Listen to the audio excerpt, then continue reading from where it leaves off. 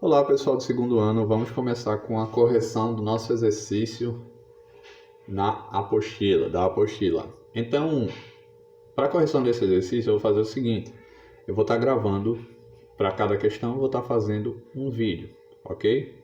Então vamos para que não fique muito longo, tudo bem? Então vamos para a primeira questão. Enem 2012 diz o seguinte: um dos problemas ambientais vivenciados pela agricultura hoje em dia é a compactação do solo, devido a um intenso tráfego de máquinas cada vez mais pesadas, reduzindo a produtividade das culturas.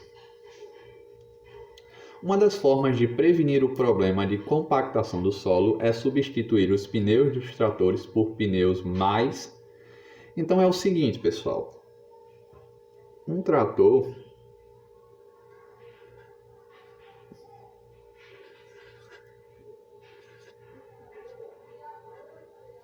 basicamente, a gente sabe como é um trator, né? Ele é um objeto muito pesado, então o que ele vai fazer? Ele vai, por causa da força com que a gravidade atrai ele vai fazer uma pressão no solo. Então ele vai fazer uma pressão aqui, ó, nessa área onde o pneu está em contato. Então como é que a gente faz para reduzir essa pressão? A gente sabe o seguinte: é justamente essa pressão que faz com que o solo ele fique mais compactado, certo? Ele fique mais difícil de se cultivar. Então a gente sabe que a pressão ela é a força dividida pela área, ou seja, a área que está em contato. Então, para que essa pressão ela diminua, o que a gente tem que fazer? A gente precisa aumentar a área desses pneus, a área de contato, tá certo? Por quê? Aumentando a área de contato, eu consigo diminuir a pressão causada por essa força daqui, ok? Então, nesse caso, a nossa resposta vai ser: a gente vai precisar substituir os pneus dos tratores por pneus mais largos, reduzindo a pressão sobre o solo. Ou seja, a resposta certa, letra A.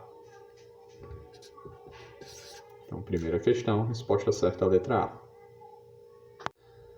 Vamos para a segunda questão, que diz o seguinte: em uma competição esportiva, um halterofilista de 80 kg, levantando uma barra metálica de 120 kg, apoia-se sobre os seus pés, cuja área de contato com o piso é de 25 cm². Considerando a gravidade igual a 10 metros por segundo ao quadrado e lembrando-se que a pressão é o efeito produzido por uma força sobre uma área, e considerando que essa força atua uniformemente sobre toda a extensão da área de contato, a pressão exercida pelo halterofilista sobre o piso em Pascal é de... Então é o seguinte, se você observar, mais uma vez a gente vai estar falando de uma questão que envolve pressão, tá certo? Então a gente sabe que a pressão, já está sendo falado aí na questão, ela é a força dividida pela área. O que acontece é o seguinte, ele não nos dá essa força, porém a gente sabe que a força vai ser justamente a força do bonequinho, a força que a gravidade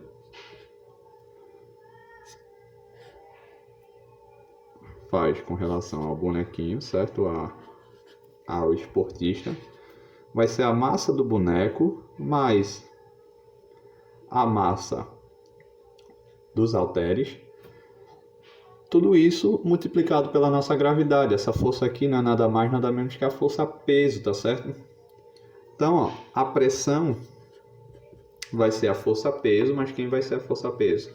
A massa do halteres, mais a massa do homem, tá certo? Vezes a gravidade. Tudo isso dividido pela área dos pés. Ok? Então a gente sabe o seguinte. A gente sabe que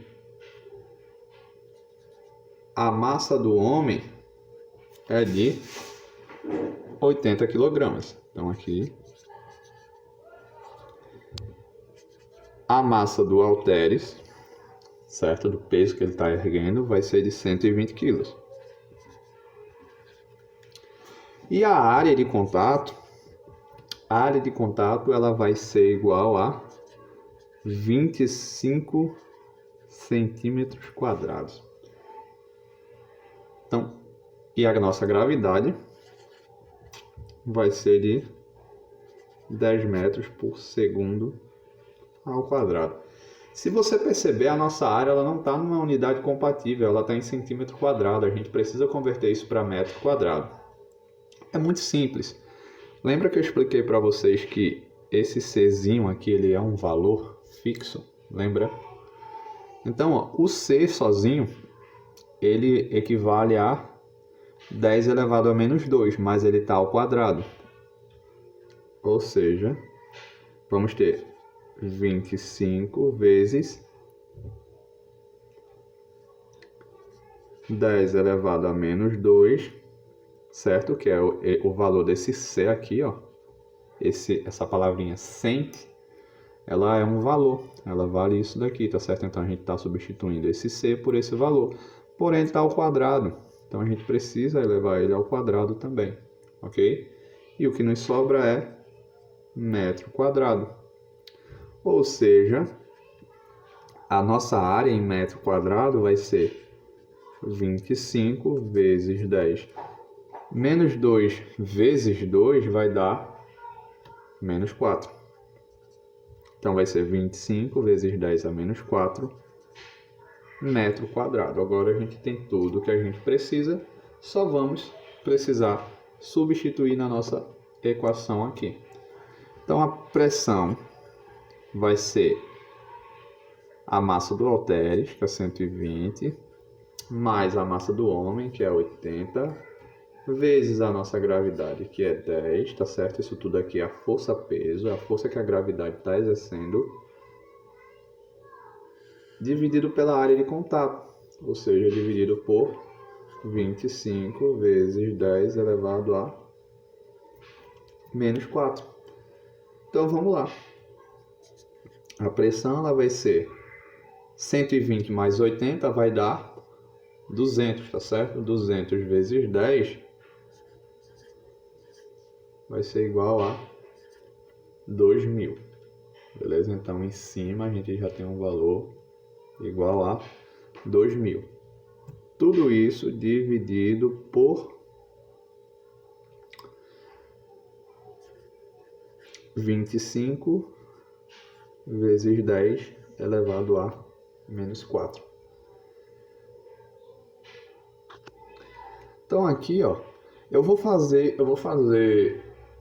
colocar uma consideração aqui para que as coisas fiquem mais fáceis de ser entendidas, para que essa conta fique mais fácil de ser entendida. Eu vou colocar esse 2.000 aqui vezes 10 elevado a zero, tá certo? Eu estou colocando 10 elevado a zero, por quê? Porque 10 elevado a zero equivale a 1. Qualquer número elevado a zero equivale a 1, certo? Então, 2.000 vezes 1 continua sendo 2.000. Não estou mudando em nada a minha equação aqui. Só para ficar mais fácil o entendimento do que eu vou fazer. Então, ó, 2.000 dividido por 25 dá 80. E aqui a gente tem divisão entre potências de bases iguais. Então, uma divisão entre potências de bases iguais, a gente repete a base e subtrai os expoentes. Então, vai ser 0 menos 4. Tudo bem? Então, ou seja, vai ser 80 vezes 10. Menos com menos é mais. Então, 0 mais 4 é 4. Então, vamos ter o resultado de 80 vezes 10 à quarta. O que acontece é o seguinte.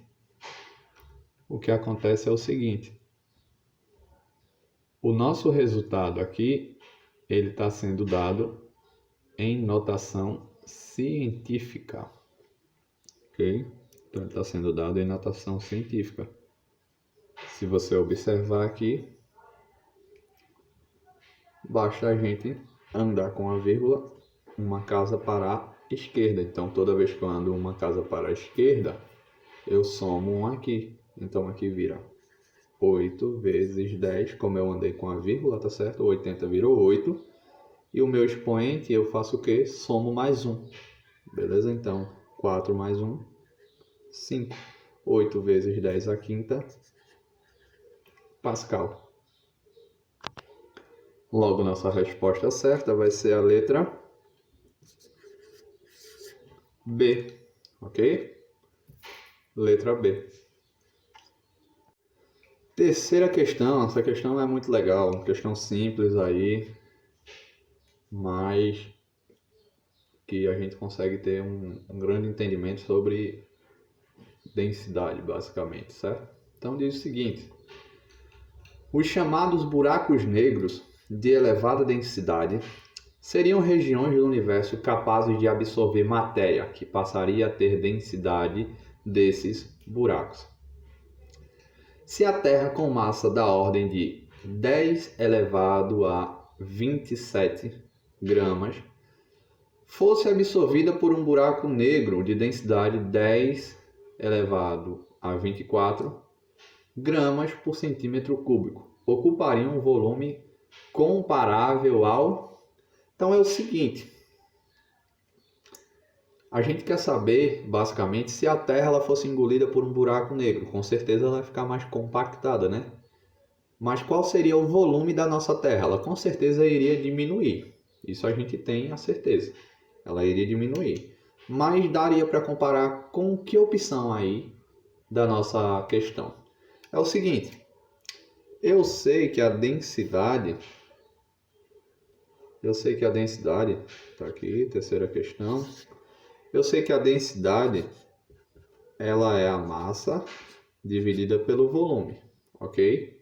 Se a massa estiver em quilograma, o volume tem que estar em metro cúbico, beleza? Para a gente ter a nossa unidade no SI, ok? Mas nesse caso a gente não precisa, a gente não vai precisar converter nada, ok? Então essa relação é a que a gente precisa. Eu quero saber qual seria o volume da Terra. Então, ó, a densidade ela está multiplicando aqui. Então, ela vai passar dividindo. O volume está dividindo, passa multiplicando. Eu preciso deixar o volume sozinho de um lado da igualdade. Então, o volume, certo? Vai ser a mesma coisa aqui. A massa dividida pela densidade.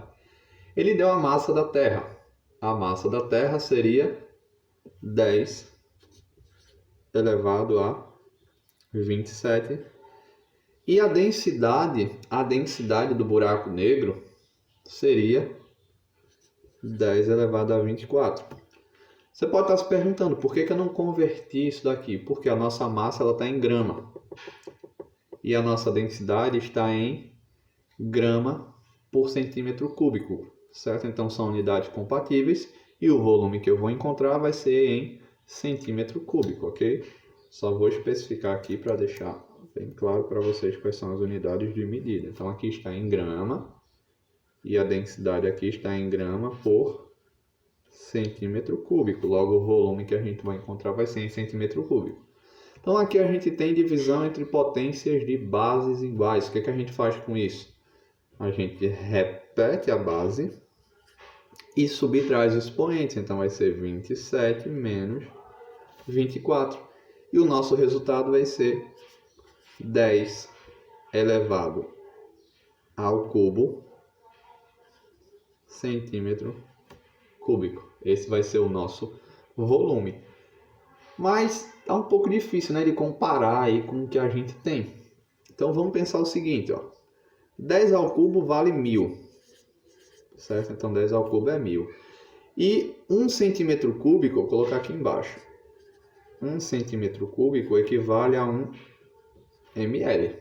Tudo bem? Então aqui a gente tem 1000 ml. Ou seja, a gente tem 1000 ml, é um total de 1 litro. Isso quer dizer o seguinte, pessoal. Que se a Terra ela fosse engolida por esse buraco negro, ela ficaria com um volume de 1 litro. A gente sabe que fora disso, fora de questão, a Terra ela tem um volume gigantesco, né? de milhões de litros, bilhões de litros, beleza? Mas se ela fosse engolida por esse buraco negro, ela ficaria com 1 litro. Se a gente comparar com o que a gente tem aqui, ó, na letra A a gente tem que ela ficaria com o volume de um nêutron. Não, com certeza um nêutron tem menos de 1 litro, com certeza. Letra B, de uma gota d'água. Bem, eu não sei vocês, mas eu nunca vi uma gota d'água com 1 litro. Letra C, de uma bola de futebol. Exatamente. Exatamente. Podemos comparar o volume da Terra com o volume de uma bola de futebol. Então, pensem aí, se a Terra fosse engolida por esse buraco negro, ela ficaria basicamente do tamanho de uma bola de futebol. Ela ficaria tão densa, toda a sua massa ela estaria concentrada aí e ela ficaria basicamente com o volume de uma bola de futebol. Interessante, não? Então vamos para a quarta questão agora. Quarta questão diz o seguinte: a figura a seguir mostra uma prensa hidráulica cujos êmbolos têm seções. S1, né? A primeira seção tem 15 centímetros quadrados e a segunda seção tem 30 centímetros quadrados, ou seja, uma é o dobro da outra. Sobre o primeiro êmbolo, aplica-se uma força F igual a 10 newtons e, dessa forma, mantém-se em equilíbrio um cone de aço de peso P, colocado sobre o segundo êmbolo. Aí ele pergunta, o peso do cone vale... Então é o seguinte, ó, a gente tem o seguinte esquema.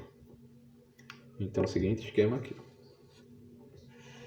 A gente tem um elevador hidráulico, que ele coloca aí como sendo uma prensa hidráulica, tá certo? Acaba dando no mesmo.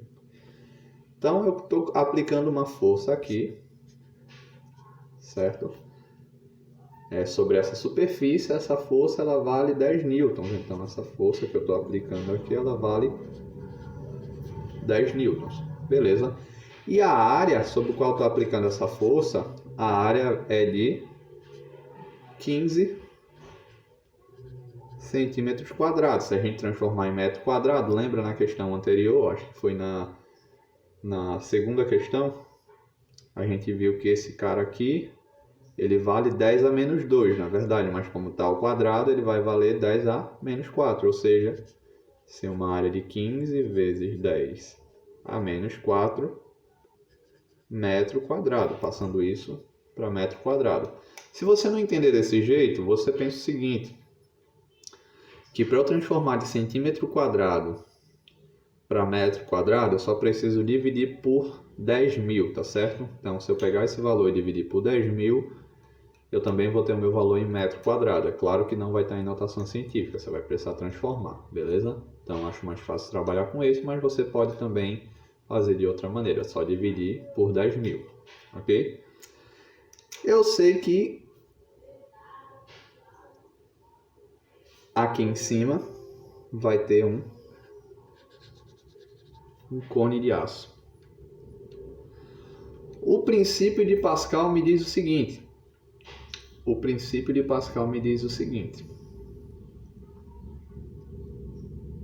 Que a pressão que eu aplico em um ponto de um fluido, ela é sentida em todos os pontos desse fluido com a mesma intensidade, tá certo? Então isso é o que vai nos ajudar a encontrar o peso desse cone aqui. Por quê? Eu sei que a pressão que eu coloco nesse ponto daqui, a pressão que eu coloco no ponto 1, vai ser igual à pressão que eu coloco no ponto 2. Mas a gente sabe que a pressão, ela é a força dividida pela área. Então a pressão no ponto 1 vai ser a força 1 dividido pela área 1, que vai ser igual a força 2 dividido pela área 2, ok? A nossa área 2 ela é de 30 centímetros quadrados. Passando para metro quadrado, lembra? Como isso daqui, esse C vale 10 a menos 2, mas como está ao quadrado, vai valer 10 a menos 4. Então, 30 vezes 10 a menos 4 metro quadrado. seja, é só a gente substituir aqui agora. A força 1, a força que eu apliquei, ela vai ser de 10 newtons, tá certo? Dividido pela área 1, mas quem é a área 1, onde eu apliquei a força? 15 vezes 10 a menos 4. Tudo isso vai ser igual à força 2, que é justamente a força que eu estou tentando encontrar, é a força necessária para que eu consiga deixar esse cone em equilíbrio, tá certo? É justamente a força-peso desse cone. Então isso é o que eu quero encontrar. Tudo isso dividido pela área 2, mas quem é a área 2? 30 vezes 10 elevado a menos 4.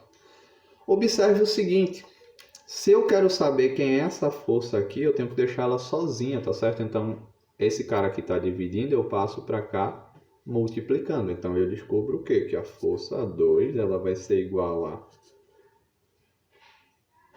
10 newtons, né? Vezes essa área daqui que estava dividindo, passou multiplicando, ou seja, vezes 30 vezes 10 a menos 4, dividido por 15 vezes 10 a menos 4. Você poderia também ter feito meio pelos extremos, daria no meio, tá certo? Eu poderia ter feito meio pelos extremos. Eu só faria um passo a mais do que eu vou fazer agora, do que eu preciso fazer. Mas dessa maneira seria um pouco mais prático. Ó, eu tenho 10 a elevado a menos 4 aqui, 10 elevado a menos 4 aqui. Eu posso cancelar. Então, ó, 30 dividido por 15 vai dar 2. Ou você pode pensar, ó, 10 vezes 30, 300. 300 dividido por 15 vai dar 20.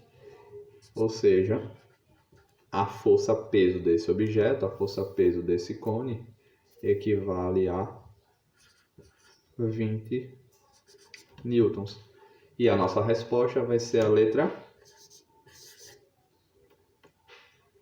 D. Ok? Resposta certa, letra D. Então vamos lá, pessoal, para a nossa quinta questão, que diz o seguinte: um bloco maciço de ferro de densidade 8 gramas por centímetro cúbico com 80 kg encontra-se no fundo de uma piscina com água de densidade 1 grama por centímetro cúbico e profundidade de 3 metros. Amarrando-se a esse bloco um fio ideal e puxando esse fio de fora da água, leva-se o bloco à superfície com velocidade constante. Adote G igual a 10 metros por segundo ao quadrado. A força aplicada a esse fio tem intensidade de... Então é o seguinte, pessoal, ó. A situação é essa. Aqui estão as informações que eu já separei, beleza? Densidade do bloco, 8 gramas por centímetro cúbico, a massa desse bloco, a densidade da água e a altura e a gravidade, ok? Então a situação aqui que está acontecendo é a seguinte.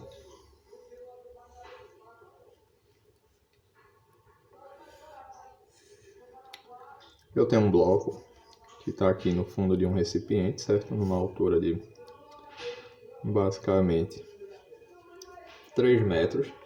E a esse bloco eu vou amarrar um fio.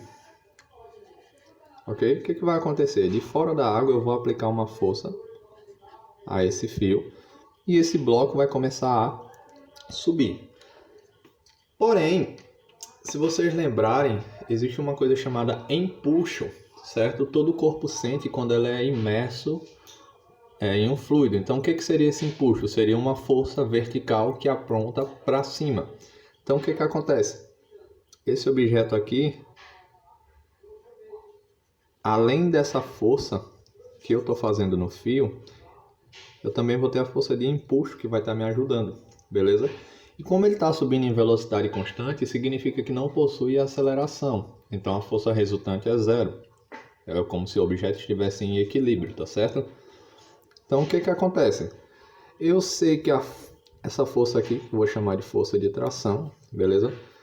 Eu sei que a força de tração mais o empuxo, ele vai ter que ser igual ao quê? Como a velocidade é constante, significa que tem outra força que está equilibrando. E essa força aqui é a força peso. Então, se eu somar a força de tração com o empuxo, vai ter a mesma intensidade da força peso.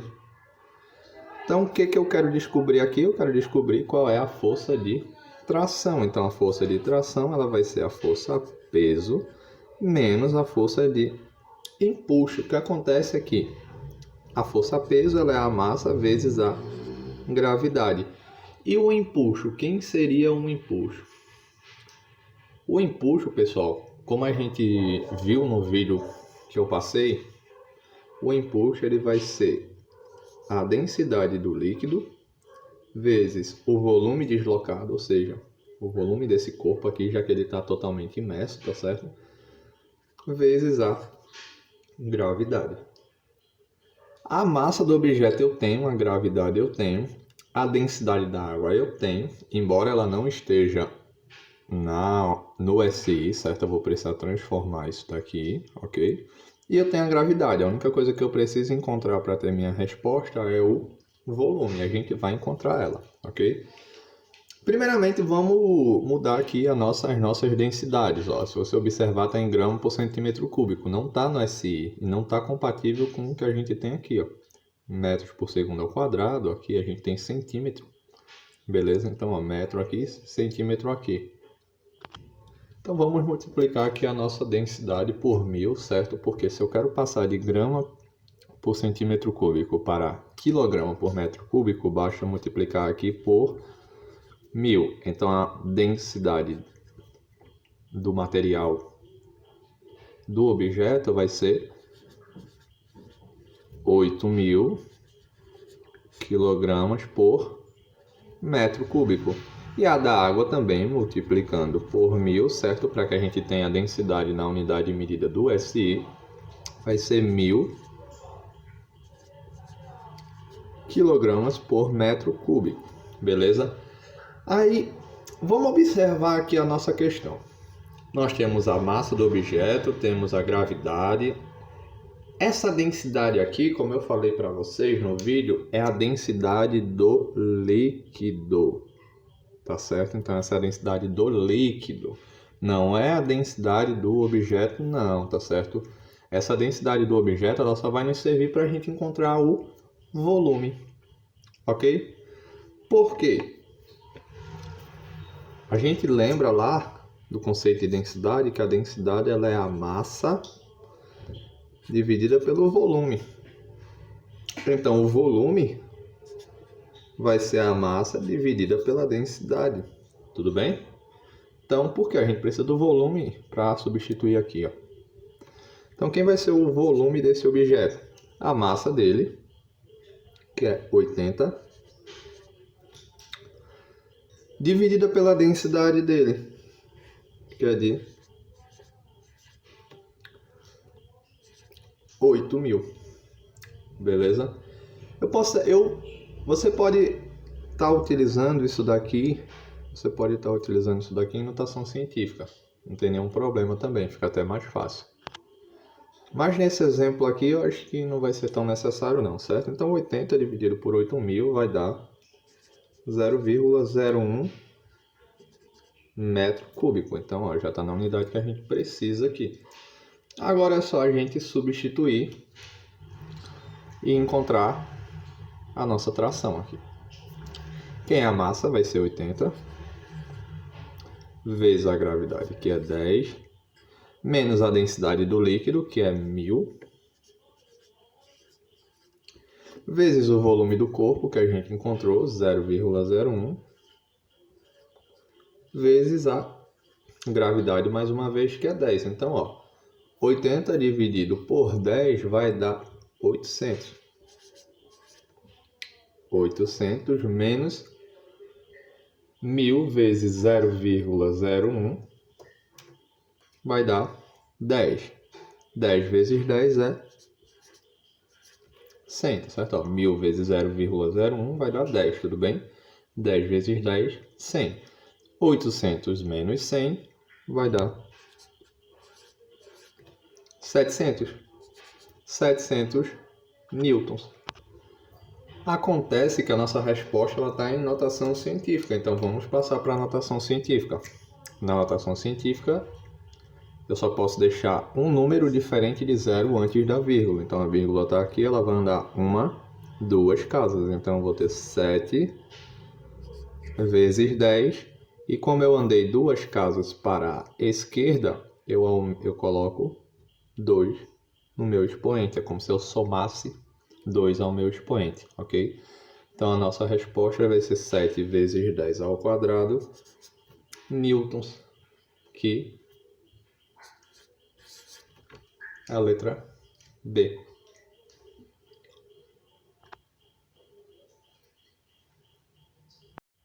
Então vamos para a nossa sexta questão agora, Enem 2012, que diz o seguinte: o manual que acompanha uma ducha higiênica informa que a pressão mínima de água para o seu funcionamento apropriado é de 20 kPa. A figura mostra a instalação hidráulica com a caixa d'água e o cano ao qual deve ser conectada a ducha. Então a imagem que vocês têm é basicamente isso daqui, tá certo? Então diz o seguinte: o valor da pressão da água na ducha está associado à altura. Então vamos lembrar do seguinte, ó.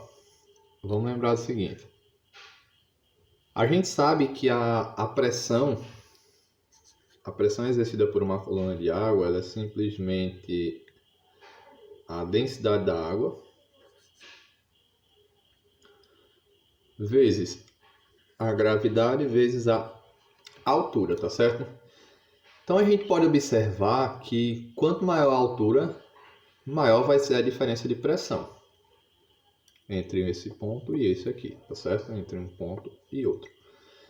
Só que essa altura ela precisa ser medida entre o ponto de saída da água, ou seja, o ponto de saída da água, que é esse daqui, e o ponto onde fica localizada a superfície livre, ou seja, qual é o ponto onde fica localizada a superfície livre, ou seja, a superfície da água? É essa daqui, ok? Ok? Então, logo, a maior altura, seguindo essa ideia, seria a altura 3, que é a altura da superfície livre e a altura do ponto de saída. H3. Então a nossa resposta ela seria letra C. Então vamos lá para a nossa sétima questão. Beleza? Uma questão teórica que diz o seguinte, também do Enem 2011, essa eu fiz, viu? Um tipo de vaso sanitário que vem substituindo as válvulas de descarga está esquematizado na figura. Ao acionar a alavanca, toda a água do tanque é escoada e aumenta o nível do vaso até cobrir o sifão. De acordo com o teorema de Steven, quanto maior a profundidade, maior a pressão. Assim, a água desce, levando os rejeitos até o sistema de esgoto. A válvula da caixa de descarga se fecha e ocorre o seu enchimento. Em relação às válvulas de descarga, esse tipo de sistema proporciona maior economia de água. Então, as características de funcionamento que garantem essa economia é devido, então, letra A altura do sifão de água, não. Letra B, ao volume do tanque de água. Exatamente, galera. Ó, o que acontece é o seguinte. Ó. Esse sistema ele garante uma economia devido ao volume do tanque de água. Por quê? Deixa eu fazer aqui esse exemplo rapidinho.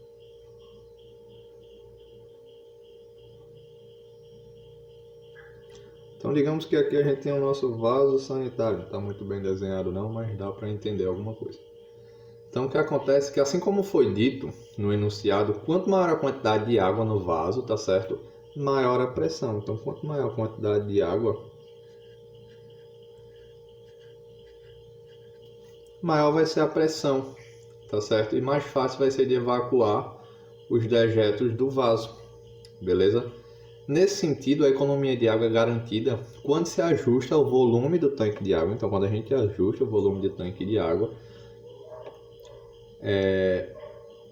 para a quantidade que for necessária a uma descarga aceitável.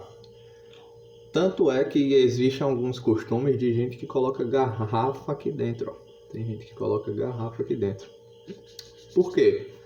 Porque com essa garrafa eu consigo elevar a altura do nível de água, beleza? E de acordo com o teorema de Steven, ele diz que a pressão, a diferença de pressão aqui entre esses pontos vai ser a densidade vezes a gravidade vezes a altura. Então a nossa resposta certa ela seria a letra B para a nossa 7ª questão. Então vamos lá para a 8ª questão, que diz o seguinte: para realizar um experimento com uma garrafa PET cheia d'água, perfurou-se as laterais da garrafa em 3 posições, a diferentes alturas. Com a garrafa tampada, não vazou por nenhum dos orifícios, e com a garrafa destampada, observou-se o escoamento da água conforme ilustrado. Aí ele diz: como a pressão atmosférica interfere no escoamento da água nas situações com a garrafa tampada e destampada, respectivamente. O que a gente sabe é o seguinte, ó. Com a garrafa tampada, com a pressão atmosférica, ela é maior que a pressão interna, que está atuando aqui, tá certo? Então a gente tem pressão interna, que é a pressão dentro da garrafa. A saída de água é impedida. Então, quando a garrafa está tampada, a pressão aqui fora é maior do que a pressão aqui de dentro. Então, essa pressão impede que a água ela saia pelos orifícios. Beleza? Já com a garrafa destampada, o efeito da pressão atmosférica no líquido, na boca da garrafa e nos orifícios é contrário. Portanto, é anulado. O que acontece aqui? Ó? Quando eu destampo a garrafa, eu vou ter a pressão atmosférica atuando aqui, mas eu também vou ter a pressão atmosférica atuando aqui, beleza? E aí quando eu juntar a pressão atmosférica mais a pressão dessa coluna de líquido aqui, o que vai acontecer? A água ela vai escoar, ok? Portanto, a resposta certa é a letra A. Por quê? Quando a garrafa está tampada, a pressão atmosférica ela impede a saída de água por ser maior que a pressão interna. A pressão também ela não muda a velocidade. Após abrir, ela não muda a velocidade de escoamento. O que muda essa velocidade aqui de escoamento, por exemplo, se a água vai sair mais rápido, mais devagar, é justamente essa altura aqui, ó, a altura da coluna de água. Como essa altura aqui ela é menor, ela vai ter uma pressão menor. Então, por isso que esse líquido aqui, ó, ele sai mais devagar que os outros. Por quê? A altura da coluna de água aqui ela é maior. Então, quanto mais embaixo for o furo, mais alta vai ser a coluna de água. Então, maior vai ser a pressão que vai ser sentida aqui. Logo, o volume também vai ser maior. Então, não é a pressão atmosférica que faz com que a água escoe mais rápido, e sim a coluna de água, certo? Então a resposta certa é a letra A. E agora vamos para a nossa 9ª questão, a questão desafio, beleza? Que diz o seguinte, ó. Enem 2014, tá certo? Diz assim: uma pessoa lendo o manual de uma ducha que acabou de adquirir para sua casa, observa o gráfico que relaciona a sua vazão na ducha com a pressão medida em metros de coluna de água, MCA, ok? Então, ó, nessa casa residem 4 pessoas. Cada uma delas toma um banho por dia, com uma duração média de 8 minutos, permanecendo o registro aberto com vazão máxima durante esse tempo. A ducha é instalada em um ponto 6 metros abaixo do nível da lâmina de água,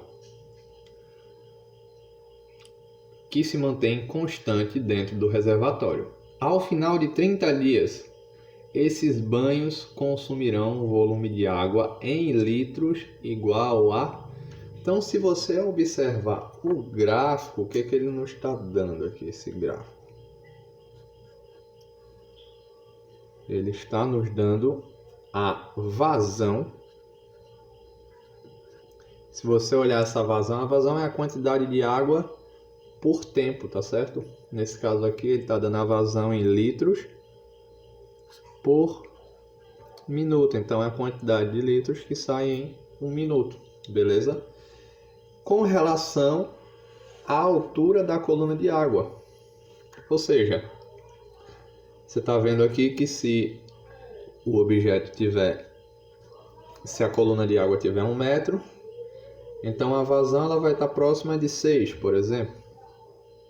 Ela vai estar próxima de 6, beleza? Quando ela está com 2 metros, a vazão do negócio vai estar bem próxima de 8. Se você observar, a questão ela nos fala o seguinte.